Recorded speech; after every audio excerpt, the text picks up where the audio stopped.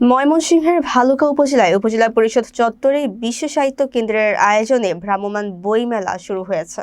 বইপ্রেমী ও শিক্ষার্থীদের জন্য নতুন দিগন্ত উন্মোচন করেছে এই ভ্রাম্যমাণ মেলা। শনিবার দুপুরে মেলার উদ্বোধন করেন স্থানীয় সংসদ সদস্য ফখরুদ্দিন আহমেদ বাচ্চু। উদ্বোধনের পর তিনি বিভিন্ন স্টল পরিদর্শন করে বই পড়ার গুরুত্বের উপর গুরুত্বারোপ করেন। উপস্থিত ছিলেন উপজেলা নির্বাহী কর্মকর্তা মোহাম্মদ ফিরোজ হোসেন, উপজেলা বিএনপির যুগ্ম আহ্বায়ক রুহুল আমিন মাসুদ, গোলজার হোসেন, উসমান গনি মাখন, শাকওয়াত হোসেন পাঠান, উপজেলা যুবদলের সাধারণ সম্পাদক মোহাম্মদ রাকিবুল হাসান খান রাসেল সহ স্থানীয় গণ্যমান্য ব্যক্তিবর্গ।